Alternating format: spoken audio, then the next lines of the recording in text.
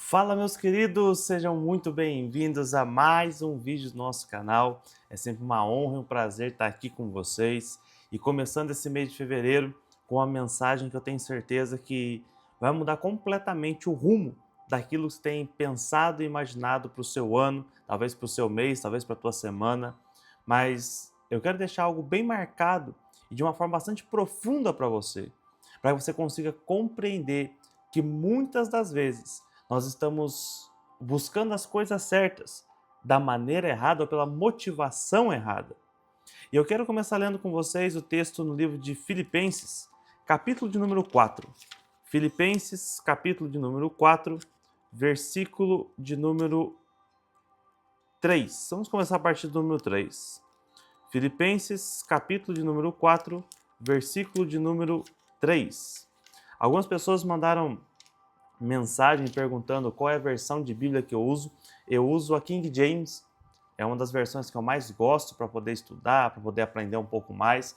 A versão de estudos, Bíblia de estudos, e para mim é uma das melhores traduções que tem, mas fica a seu critério. A NVI é uma versão muito boa, te ajuda a compreender muito melhor a linguagem e tudo mais, mas por hora vamos focar aqui nessa nossa versão da King James, que vai dizer o seguinte: Filipenses capítulo número 4, versículo de número 3, vai dizer: Sim, eu peço a ti, leal companheiro de julgo, que as ajudes, pois ministraram comigo na causa do Evangelho, juntamente com Clemente e com meus outros cooperadores, cujos nomes estão no livro da vida.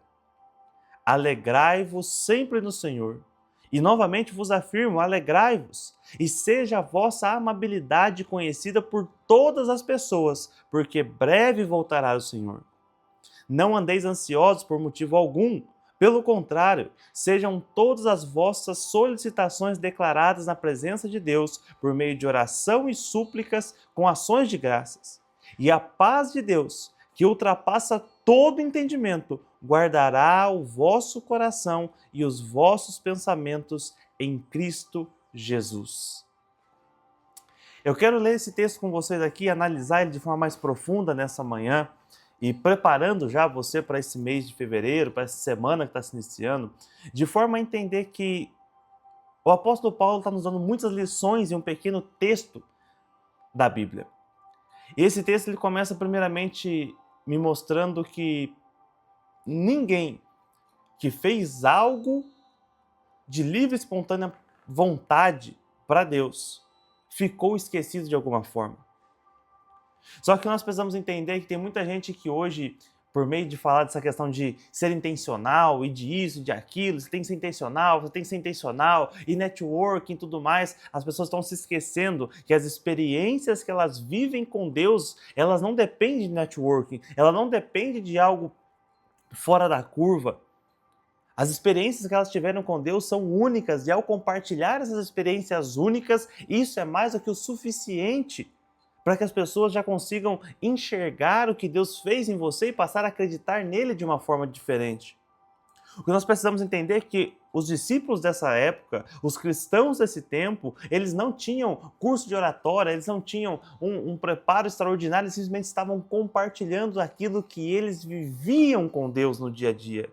Eles estavam compartilhando os milagres que eles viam acontecendo, eles estavam compartilhando as experiências que eles tiveram com Deus. E isso era o suficiente para conseguir gerar nas pessoas uma sensação e uma visão de que caminhar com Deus é bom.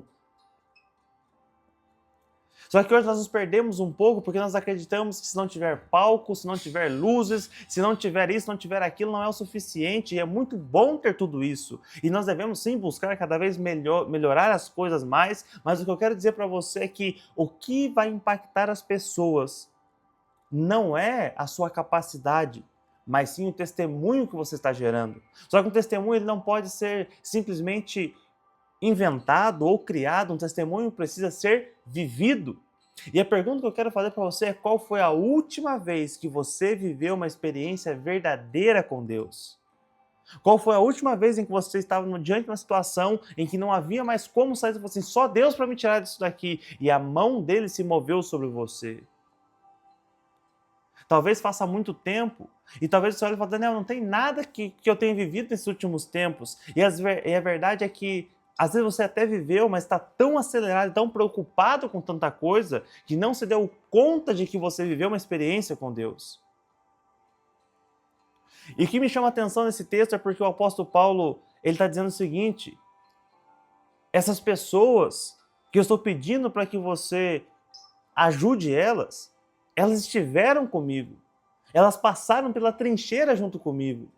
E o que eu quero que você faça agora é que você os ajude. Porque eles ajudaram não só a mim, mas as pessoas que estavam junto comigo, como por exemplo Clemente e os outros, que o nome já está no livro da vida. Eu quero dizer isso para você, que foi uma frase que eu disse numa live esses dias. E eu quero te encorajar a viver essa frase. Que você pareça careta, que você pareça chato diante dos homens, mas que você seja sempre conhecido diante de Deus. Não importa se o seu nome não está no livro VIP de uma pessoa, se o seu nome não está na lista VIP de algum evento, o que importa é que seu nome esteja gravado no livro da vida. Mas o apóstolo Paulo não parou por aí. Ele continua dizendo agora no versículo de número 4, alegrai-vos sempre no Senhor. E novamente vos afirmo, alegrai-vos. O apóstolo Paulo está dando uma ordem expressa que é, se alegrem sempre no Senhor. E a pergunta que eu te faço é, você está sempre alegre? Você está sempre se alegrando no Senhor? Porque o apóstolo Paulo está dando essa ordem expressa, alegrem-se sempre no Senhor. E alegrem-se. Porque aqueles que caminham com Deus não tem como andar tristes por aí. O próprio Davi, enquanto escrevia salmos de depressão, salmos completamente com a alma dilacerada, com o emocional machucado, ele falava, eu estou passando por isso, por aquilo, mas a minha alma se alegra no Senhor.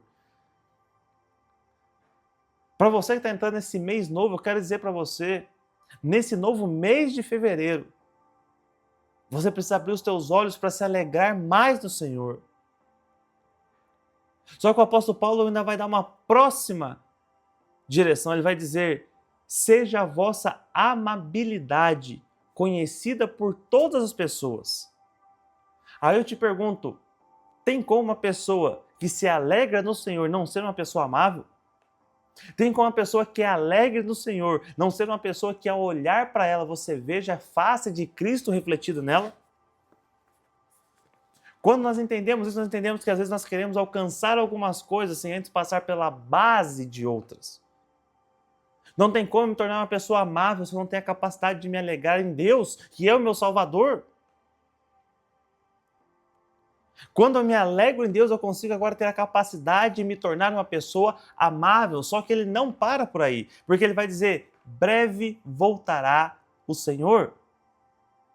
E é com base nesse último texto, breve voltará o Senhor, que ele continua, não andeis ansiosos por motivo algum. Por quê? Porque breve voltará o Senhor. Pelo contrário, sejam todas as vossas solicitações declaradas na presença de Deus. Por quê? Porque breve voltará o Senhor. Por meio da oração, porque breve voltará o Senhor, e súplicas com ações de graça, porque breve voltará o Senhor. E a paz de Deus, que ultrapassa todo entendimento, guardará o vosso coração e os vossos pensamentos em quem? Em Cristo Jesus. O que Paulo está dizendo para você, para mim e para você é, se nós não nos alegrarmos na esperança da volta de Cristo, nós não conseguiremos viver em paz aqui nesse mundo.